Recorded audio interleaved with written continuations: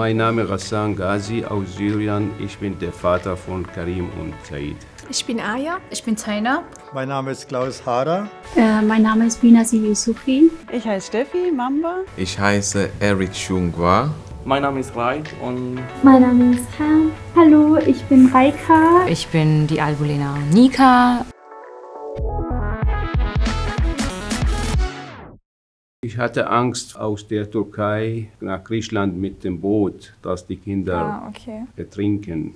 Das habe ich große Angst. Ich sagte, okay, aber ich habe nicht gedacht, dass 4 Jahre muss warten. Viele Leute haben ihre Familie seit 1,5 Jahren oder höchstens 2 Jahren. Nur ich 4 Jahre. Zu dem Zeitpunkt, als Sie nach Deutschland gekommen sind, wussten Sie schon, was Sie hier vielleicht dann auch beruflich machen möchten? Überhaupt nicht. Wir alle, wir waren blind. Im Camp war sehr langweilig, laut und so weiter. Es waren auch sehr viele Menschen auf einem Haufen. Dann habe ich gefragt, ob ich irgendwas zu tun machen. Arbeit, egal was. Aber nur von Camp raus. Es war sehr schwierig, weil ich hatte kein richtiges Papier. Nach einer Woche kam eine Frau zu mir und sagte mir, gibt es im Altenheim, aber ehrenamtlich. Ich sagte, okay, mache ich. Besser als sitzen. Ja. Und dann im Heim habe ich ungefähr 2 Monate ehrenamtlich, 400 Stunden vielleicht, weil ich lang gearbeitet. Und dann der Chef von Seniorenland Friederike in Abestadt in Altenheim hat mir eine Möglichkeit gefunden gegen Freiwilligendienstvertrag 1 Jahr. Dann ein FSJ sozusagen, ein freiwilliges soziales Jahr. Im FSJ engagieren sich Freiwillige inzwischen 6 und 18 Monaten durch Hilfsdienste in sozialen Einrichtungen. Auch zugewanderte Menschen können ein FSJ absolvieren.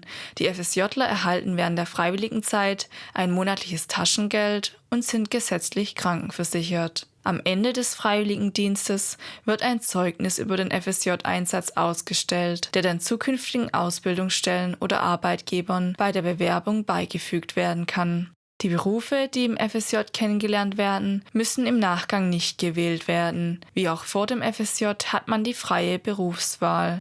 Neben dem FSJ gibt es noch weitere Freiwilligendienste und Angebote, die berufliche Orientierung schaffen können. Im Freiwilligen Ökologischen Jahr, FÖJ, engagieren sich Freiwillige ein Jahr lang in den Bereichen Natur- und Umweltschutz, Tiere, Umweltbildung, ökologische Landwirtschaft oder nachhaltige Entwicklung, also zum Beispiel in Naturschutzprojekten oder bei Umweltorganisationen. Auch im FÖJ erhalten die Freiwilligen ein monatliches Taschengeld. Im Bundesfreiwilligendienst BFD engagieren sich Freiwillige 6 bis 24 Monate in Bereichen des Allgemeinwohls bzw. Sport, Integration, Zivil- und Katastrophenschutzes. Auch hier erhalten Freiwillige für ihren Dienst ein monatliches Taschengeld und sind gesetzlich sozialversichert. Zu Überbrückungsmöglichkeiten im Ausland, wie zum Beispiel als Au-pair oder für Freiwilligendienste, gibt es Informationsportale wie zum Beispiel Weltwärts oder Raus von zu Haus. Neben den Freiwilligendiensten gibt es auch schulische Angebote, die der beruflichen Orientierung oder Ausbildungsvorbereitung dienen. Die duale Ausbildungsvorbereitung AV Dual beinhaltet neben der Vermittlung von allgemeinbildenden Fächern Betriebspraktika, um Einblicke in Betriebe zu gewinnen und genauere Vorstellungen von Interessen und Möglichkeiten zu bekommen. Regulär dauert das AV Dual 1 Jahr. Manche Schulen bieten AV Dual auch 2-jährig mit dem Ziel des mittleren Bildungsabschlusses an. Einige Schulen bieten zur beruflichen Orientierung auch ein Berufseinstiegsjahr BEJ an. Hierfür muss ein Hauptschulabschluss vorliegen.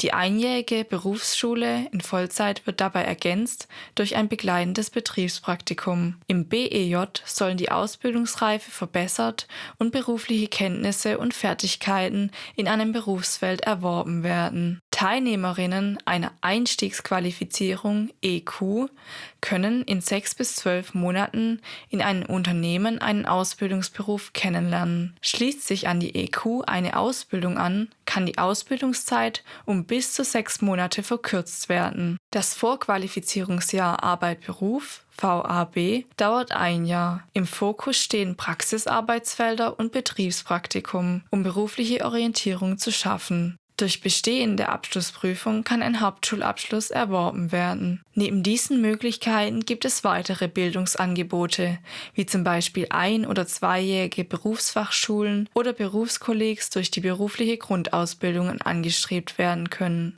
Für Menschen, die nicht mehr berufsschulpflichtig sind und somit Abschlüsse nicht mehr in beruflichen Bildungsgängen nachholen können, gibt es Schulen des zweiten Bildungsweges, wie zum Beispiel Abendrealschule oder Abendgymnasium, Berufsaufbau oder Oberschule oder Vorbereitungskurse für den Erwerb des Hauptschulabschlusses. Informationen hierzu finden sich auf Berufsinformationsportalen oder direkt über Beratung bei Stellen wie der Agentur für Arbeit. Dann habe ich 1 Jahr Vollzeit gearbeitet, mit wenig Geld, Ja, da 450. verdient man noch nicht viel. Das ist egal. Dann habe ich im Wolkes Hochschule B1 gemacht. Mit B1 darf man Ausbildung machen. Der gemeinsame europäische Referenzrahmen, kurz GER, befasst sich mit der Beurteilung von Fortschritten in den Lernerfolgen bezüglich einer Fremdsprache. Die grundlegenden Levels entsprechend des GER sind A, B und C. Diese Levels wurden nochmals in 6 Stufen des Sprachniveaus unterteilt. A steht für die elementare Sprachverwendung, B für die selbstständige Sprachverwendung, C für die kompetente Sprachverwendung. AnfängerInnen beginnen eine Sprache beim A1-Niveau zu erlernen. Reguläre Integrationskurse lehren Deutschkenntnisse bis zum B1-Niveau. Für die Ausübung eines Berufs oder einer Ausbildung sind Deutschkenntnisse auf dem B2-Niveau von Vorteil und werden auch von den meisten Arbeitgebern und Ausbildungsstellen vorausgesetzt. Je nach Hochschule bzw. Universität werden Deutschkenntnisse auf dem C1 bzw. C2-Niveau vorausgesetzt, um zu studieren. Weitere Informationen zum erforderlichen Sprachniveau erhalten Sie direkt durch Kontaktaufnahme zu den Betrieben, Schulen oder Hochschulen. Das ist öfters so, aber Sie hatten dann schon Deutschkenntnisse bis zum Niveau A2 sich selbst erarbeitet, also selbst gelernt. Und dann habe ich im USS Sozialbetreuung. Eine Weiterqualifizierung. Ja, der Chef, Herr Elgas, hat mir gesagt, gibt es sowas, ist schon gut. Ich war ganz gut Verhältnis mit alten Leuten. Dann der Chef sagt, okay, Sozialbetreuung am besten. Dann habe ich gemacht und dann bis jetzt arbeite ich. Und wie viele Tage in der Woche arbeiten Sie? Ist das eine Vollzeitstelle? Nicht Vollzeit gibt, geht es nicht. Das ist schwierig. Teilzeit. 20 Stunden im Woche, 80 Stunden im Monat.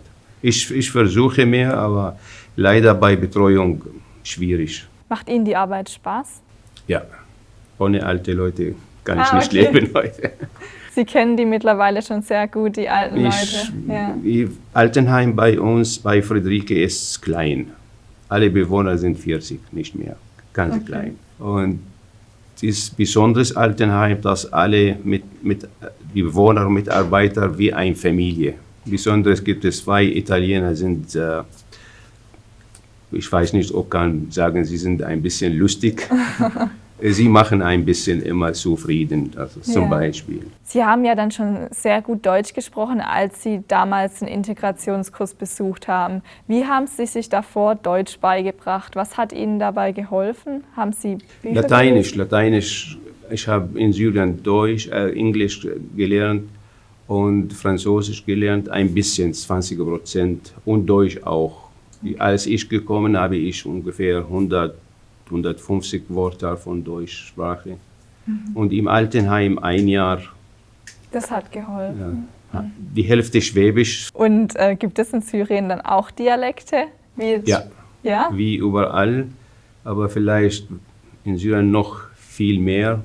Von ein Dorf zu ein Dorf, 1 Kilometer oder 2 Kilometer, und jeder hat eine andere Dialekt. Sie wissen ja wahnsinnig viel über die deutsche Geschichte. Wann haben Sie damit angefangen, also die deutsche Geschichte zu lernen oder sich auch dafür zu interessieren? Es war so, als wir nach Abestadt gekommen sind, kam zu uns nächstes Tag 30 Personen oder 40 Personen von Abestadt, uns zu helfen mit Kuchen und Kaffee und Trinken und so. Aber trotzdem gibt es Leute in Abestadt, die haben Angst vor uns. Besonders die Leute, die Kinder haben wir so gehört. Sie haben Angst vor uns. Erst Araber, eine andere Religion, sie Muslim ein bisschen anstrengend vielleicht und so, haben Angst. Es gab viele Vorurteile, oder gibt es? Dann habe ich meinen Chef, Herr Elgas, gefragt, ob wir irgendwas machen, dass die Leute wissen, wer sind wir. Dann habe ich einen Vortrag gemacht über Syrien mit Bildern. Und Syrien hat eine große Kultur, ist nicht einfach, richtig große Kultur. Dass die Leute keine Angst und kamen viele Leute und dieses Experiment war sehr, sehr, sehr gut. Ich habe gemerkt, dass die Deutschen mögen Musik viel und viele spielen Musik. Dann habe ich auch einen Vortrag über Deutschmusik mit Deutschen zusammen. Ich habe über arabische Musik erzählt und die Deutschen über europäische Musik. Sie haben vorher schon sehr eindrücklich gezeigt, wie Sie Ihren Kindern Deutsch beibringen. Möchtet ihr das nochmal erzählen? Was macht ihr denn, um Deutsch zu lernen? Wir lernen auf Internet, Fernseher und wir nehmen die kleinen Texte oder Märchen, da wir finden die fremden Wörter für uns, dann lesen und sprechen und nochmal schreiben. Und Filme und Fernseher. Habt ihr schon einen Lieblingsfilm, einen deutschen? Nein. Noch nicht. Wir schauen viel, aber wir haben kein Lieblings. So. Aber man lernt viel dabei, wenn man auch nur immer wieder Deutsch hört, oder? Ja. Also ihr würdet auch anderen Jugendlichen raten, wenn sie jetzt neu in Deutschland sind, Filme zu schauen, um besser Deutsch zu lernen. Aber wir schauen auch auf YouTube. Menschen sprechen Deutsch und so.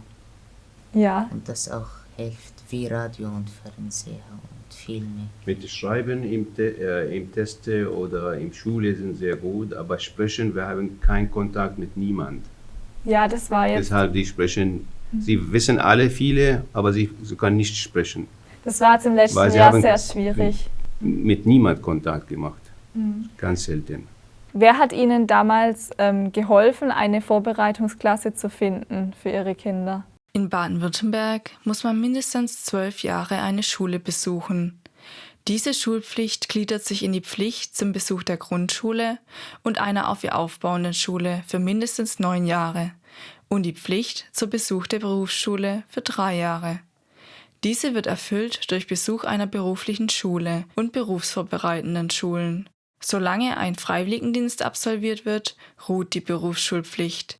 Sie endet mit dem Ablauf des Schuljahres, in dem man 18 Jahre alt wird, oder am Ende einer Ausbildung, wenn diese vor der Volljährigkeit mit 18 begonnen wurde. Bei Kindern und Jugendlichen, die aus dem Ausland kommen, beginnt die Schulpflicht spätestens 6 Monate nach dem Zuzug aus dem Ausland.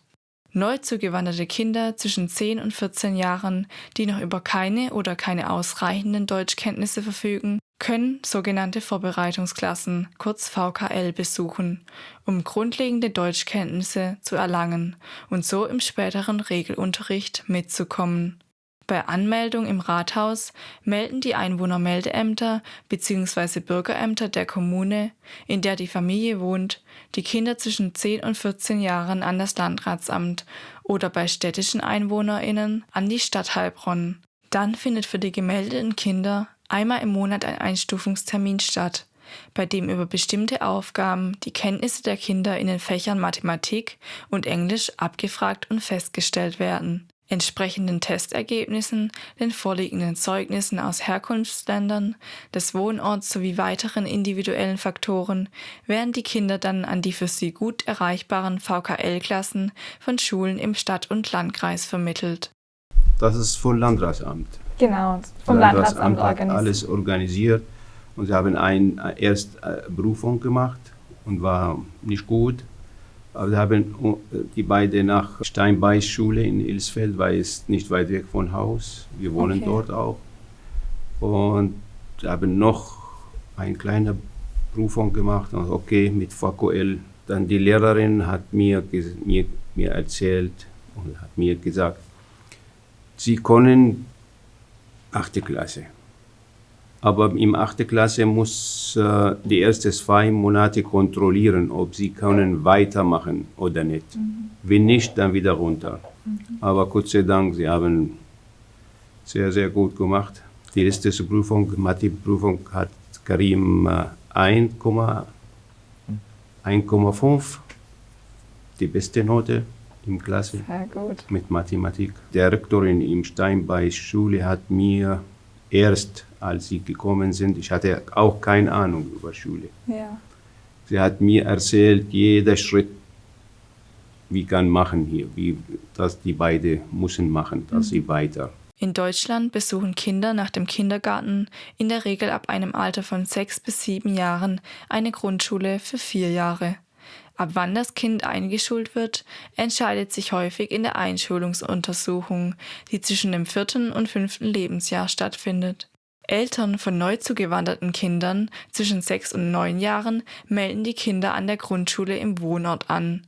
Das Rathaus gibt Auskunft über Name und Adresse der Grundschule, an die sich die Eltern zur Anmeldung wenden sollten. Nach der 4-jährigen Grundschule erfolgt der Übergang in die weiterführenden Schulen. Mit Hilfe einer Grundschulempfehlung wählen die Eltern gemeinsam mit den Kindern in der 4. Klasse die weiterführende Schule aus, die sich nach deren Ansicht am besten für das Kind eignet. Es gibt die weiterführenden Schulen Hauptschule, Werkrealschule, Realschule, Gemeinschaftsschule und Gymnasium. Für Kinder, die aufgrund von körperlichen, psychischen Beeinträchtigungen oder Lernschwierigkeiten dem regulären Unterricht nicht folgen können, gibt es auch noch sogenannte sonderpädagogische Bildungs- und Beratungszentren. Der Besuch der weiterführenden Schulen dauert zwischen 6 und 8 Jahren, je nach Schulform bis zum Abschluss. Man unterscheidet zwischen den Abschlüssen Hauptschulabschluss, mittlere Reife und allgemeine Hochschulreife. Je nach erreichtem Abschluss in den weiterführenden Schulen können im Anschluss an die weiterführenden Schulen verschiedene Ausbildungen, Qualifizierungen und Studiengänge begonnen werden. Ausbildungen setzen in der Regel mindestens einen Hauptschulabschluss oder eine mittlere Reife voraus. Je nach Ausbildungsart und Branche sowie weitere Bildungsziele besucht man Berufsschulen oder Berufsfachschulen. An einigen 2-jährigen Berufsfachschulen kann ein mittlerer Bildungsabschluss erreicht werden. Um zu studieren, wird in der Regel eine Hochschulreife vorausgesetzt. Im Unterschied zu den allgemeinbildenden Gymnasien, die die SchülerInnen meist 8 Jahre bis zur allgemeinen Hochschulreife besuchen, kann in beruflichen Gymnasien oder Aufbaugymnasien nach Erwerb der mittleren Reife in 2 bis 3 Jahren noch eine Hochschulreife erlangt werden. Berufskollegs können mit mittlerem Bildungsabschluss besucht werden.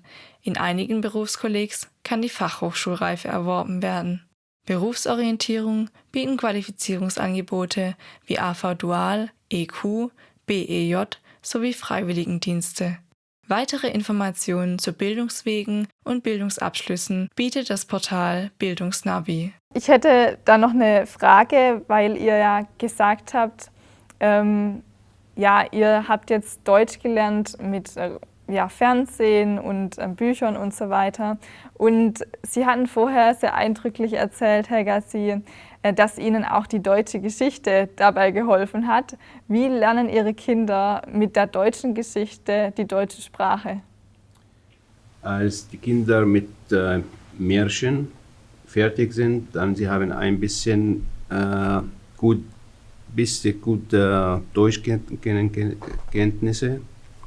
Dann sagte ich, okay, jetzt von Deutschgeschichte, weil gibt es manchmal Wörter, zum Beispiel Vakuum, gibt es manchmal viele Deutsche wissen nicht, was bedeutet das Wort, zum Beispiel. Und dann habe ich angefangen von 1. Jahrhundert. Ich habe selbst gemacht, 2000, aber ein bisschen tief.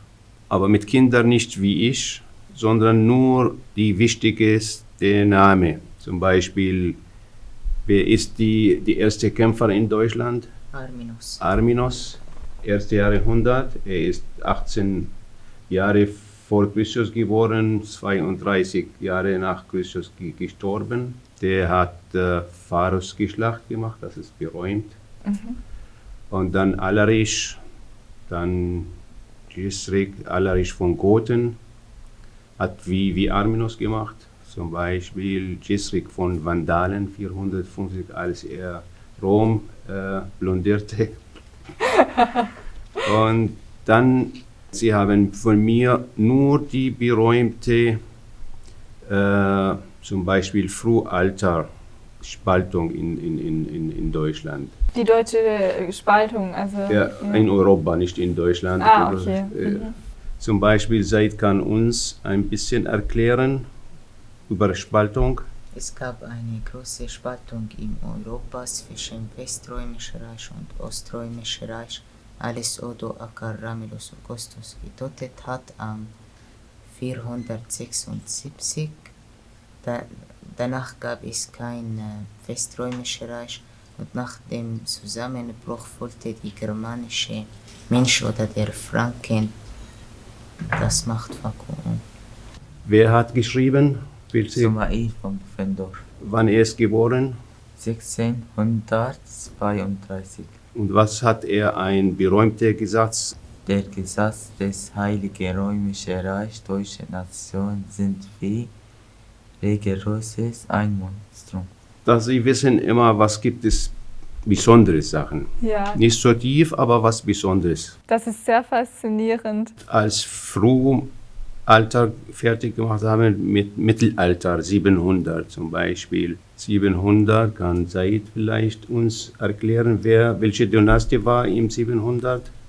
Karl Martel hat die Karolingen-Dynastie begründet, dann kommt sein Sohn Pippin, dann Karl der Große, dann Ludwig des Fromme, dann am Ende kommt Ludwig des Kindes, dann fertig. Und dann 990, wer hat? Heinrich der Vogler, dann Otto der Erste, Otto der Zweite und Otto der Dritte. Wie heißt die Frau von Heinrich? Mathilda. Mathilda. Mathilda ist eine sehr wichtige Frau.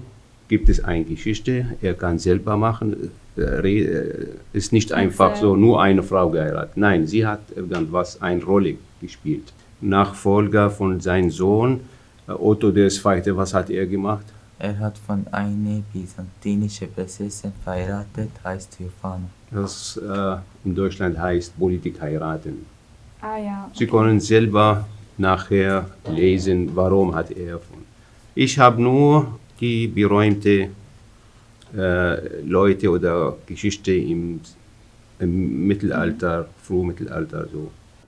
Ich finde es also wahnsinnig spannend. Ich denke fast, ich müsste bei euch Nachhilfeunterricht in Geschichte nehmen, damit ich auch mehr lerne.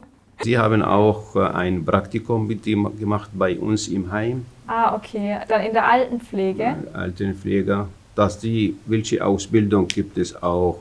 Krankenpfleger, Krankenschwester, Sozialbetreuung haben eine Ahnung. Berufsorientierungsangebote bietet zum Beispiel die Agentur für Arbeit. Im ersten Schritt ist es wichtig herauszufinden, zu welchem Beruf die eigenen Fähigkeiten, Stärken und Interessen passen. In der Berufsberatung der Agentur für Arbeit zeigen die BeraterInnen Ausbildungen und Berufe auf. Falls bereits ein Berufswunsch existiert, erklären sie die Voraussetzungen für die Ausübung des Berufs oder das Absolvieren der Ausbildung und schlagen Firmen vor, die diese Ausbildung oder den Beruf anbieten. Ausbildungsplatzangebote werden auch auf der Website Berufenet der Bundesagentur für Arbeit veröffentlicht oder auf den Lehrstellenbörsen der Industrie- und Handelskammer und der Handwerkskammer. Auch die Jobbörse veröffentlicht Ausbildungs- und Arbeitsstellen. Viele Unternehmen veröffentlichen Stellenausschreibungen, außerdem in Form von Zeitungsanzeigen und auf Portalen wie die Jobstimme, Indeed und so weiter. Das Online-Erkundungstool Newplan hilft bei der Suche nach passenden Weiterqualifizierungsmöglichkeiten. Said, möchtest du dann auch mal noch ein Praktikum als Bauzeichner machen? Praktikum oder studieren. Gleich studieren. Es ist schwierig mit dem Praktikum mit Zeichner, ist sehr schwierig. Ja, ich verstehe das. Da gibt es nicht so viele Stellen. Ja. Sie hatten ja auch gesagt, Ihre Frau hat das schon in Syrien gelernt, Bauzeichnerin. Ja. Und sie ist momentan auch noch auf Jobsuche oder noch nicht? Wir haben gefragt, aber es ist nicht einfach. Sie hat noch kein richtiges Deutsch. Sie lernt jetzt Deutsch, aber trotzdem ist es schwierig. Tut sie sich damit schwer oder fällt ihr Deutsch lernen ebenso leicht wie ihren Kindern? Sie ist eine sehr intelligente Frau. Ja. Sie hat kein Problem, aber diese mit Corona auch war. Aber mit Online, mit Lehrern. Aber sie macht sehr mit Deutschsprache, sie macht perfekt. Ja. Das ist mein großer Fehler, dass ich nur B1 gemacht. Okay. Ich musste mehr machen. Und von hier sage ich alle Ausländer oder alle Flüchtlinge, B1 ist nicht genug. Sie würden jedem raten, noch weiter. B1 kann man im Alltag leben, kein Problem. Als Diktion mit Deutschen, mit B1 geht es nicht. Unbedingt muss man B2 oder C1. Dass er mit Deutschen Diktion machen oder besser. Wie haben Sie denn Ihre Wohnung gefunden? Es war sehr schwierig in Albstadt eine Wohnung, als ich alleine bin. Aber trotzdem einmal hatte ich ein Problem mit Wohnung. Dann hat der Chef Herr Elgas hat mir im Altenheim ein Zimmer gegeben, 7 Monate frei, kostenlos. Und Jobcenter war zufrieden, dass sie bezahlen kann. Okay. Und dann nachher der Pfarrer in Stephanuskirche in Albstadt hat mir in Elsfeld ein Zimmer gefunden. Dann habe ich ein Jahr dort, dann Familie kamen. Ja. Und dann habe ich vor 2-3 Zimmer bewerbt. Wir wissen, ich habe eine Frau kennengelernt, Frau Ursula Bersch, eine ehemalige Lehrerin. Sie hat mir mit der Sprache viel geholfen und die Kinder auch mit der Grammatik ein bisschen, aber mit Corona hat nicht mehr, leider. Sie hat von ihrem Internet bewerbt für mich. Die Vermieterin, sie weiß Frau Bersch, weil Frau Bersch war die Lehrerin für ihre Kinder. Ach, die kannten sich schon, die beiden. Dann ist es, sie hat sowas, hilft mir, weil es ist eine Flüchtlinge, fremde Leute. Genau. Und wir haben ganz schnell gefunden, die Vermieterin, die Tochter von Vermieterin, sie lebt nicht mehr im Haus, sondern ihre Mutter. Ah ja. Frau Martin, Elsa Martin, sie ist 86 Jahre alt. Ich habe eine Mutter gefunden und sie haben eine Großmutter gefunden. Das ist auch sie ist sehr, sehr liebe Frau. Das sehr ist liebe Frau. Die Frau, die auch sehr Schwäbisch redet. Ja. Ja. Ja, super. Und Ihnen gefällt jetzt die Wohnung? Wir sind zufrieden, ja. Wie war denn das in Syrien? Ist da auch Wohnraumnot? Gibt es da auch zu wenig Wohnungen? In Syrien bei Araber ist es ganz anders als hier. Gibt es keine Miete bei uns. Miete gibt es keine. Oder ganz selten. Jeder muss eine Wohnung oder ein Haus haben. Muss. Sonst befindet keine Frau. Ah, okay.